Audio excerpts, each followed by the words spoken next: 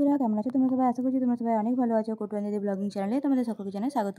আজ আমি তোমাদের জন্য নিয়েছি একটা নতুন ভিডিও। আজ আমি তোমাদেরকে বানিয়ে দেখাবো খুব সহজ উপায়ে একদম কম সময়ের মধ্যে তোমরা বাড়িতে বানিয়ে নিতে পারবে দই পরোটা। তো চলো তৈরি করে নিই।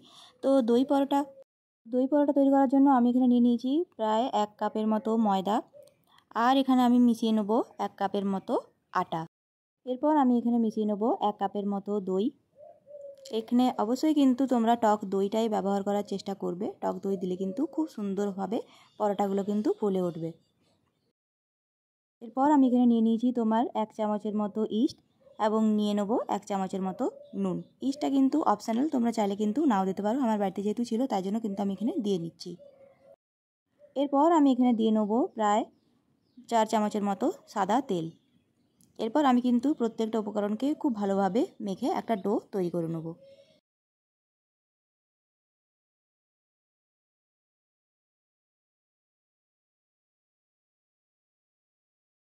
তো এই যে দেখো, একটা সফট ডো আমি তৈরি করে নিয়েছি এবং সামান্য জল দিয়ে কিন্তু পরে সামান্য জল দিয়ে আমি একটা ডো তৈরি করে নিয়েছি। তো এরপর আমি যেটা করব, হাতে সামান্য তেল লাগিয়ে নিয়েছি এবং তেল দিয়ে কিন্তু আমি এটাকে খুব ভালো করে আবার মেখে নেব। এখন আমি এখানে নিয়ে নিয়েছি একটা পাতলা সুতির কাপড়, আর এই কাপড়টা কিন্তু জলে ভেজানো আছে, আর এই কাপড়টা দিয়ে কিন্তু আমি খুব ভালো করে এটাকে ঢেকে রেখে দেবো।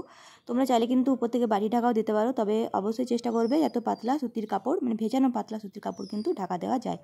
এরপর আমি এটাকে রেখে দেবো প্রায় আধ ঘন্টা রেস্টের জন্য। এই দেখো, আধ ঘন্টা পর কিন্তু আমি চলে এসেছি, আর এই ঢাকাটা তুলে এখন দেখে নেবো যে আমাদের রুটির যে ডোটা সেটা কতটা সফট হয়েছে। এরপর আমি যেটা করব, আমি কিন্তু এখান থেকে লেচিগুলোকে কেটে নেবো। লেচিগুলো কাটার পর কিন্তু আমি আবারও এটাকে এই পাতলা সুতির কাপড়টা দিয়ে ঢাকা দিয়ে কিন্তু রেখে দেবো। পর আমি এখানে তোমার নিয়ে নিয়েছি হচ্ছে একটা ডো, আর এই ডোটা দিয়ে কিন্তু আমি গুঁড়ি দিয়ে খুব ভালো করে বেলে নেবো। প্রথমে গোল করার পর কিন্তু আমি এটাকে ত্রিকোণ করে নিয়েছি। এরপর আমি কিন্তু এটাকে খুব ভালো করে বেলে নেবো, একটা পরোটার শেপ দিয়ে নেবো।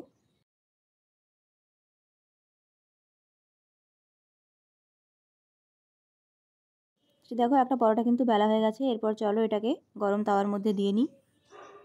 তো গরম তাওয়ার মধ্যে আমি এখানে তোমার দিয়ে নিয়েছি দুটো সাইড কিন্তু আমি খুব ভালো করে এটাকে সেঁকে নেবো।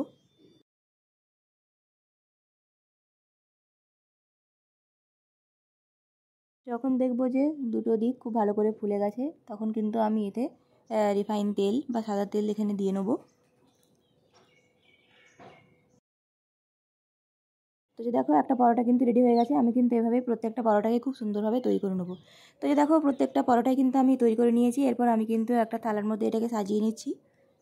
এগুলো কিন্তু অত্যন্ত সফট হয়েছে এবং খুবই মুচমুচে খেতে হয়েছে। আর দইয়ের যে একটা টক ভাব সেটা কিন্তু এখানে নেই, যেহেতু এতগুলো উপকরণ দেওয়া হয়েছে সেজন্য কিন্তু দইয়ের টক ভাবটাও এখানে আর নেই। তো আশা করছি আমার রেসিপিটা তোমাদের ভালো লেগেছে। রেসিপিটা ভালো লেগে থাকলে কিন্তু অবশ্যই চ্যানেলটিকে লাইক, সাবস্ক্রাইব এবং শেয়ার করতে একদম ভুলবে না। খুব তাড়াতাড়ি দেখা হবে তোমার সাথে একটা পরের ভিডিও নিয়ে। খুব ভালো থেকো, সুস্থ থেকো।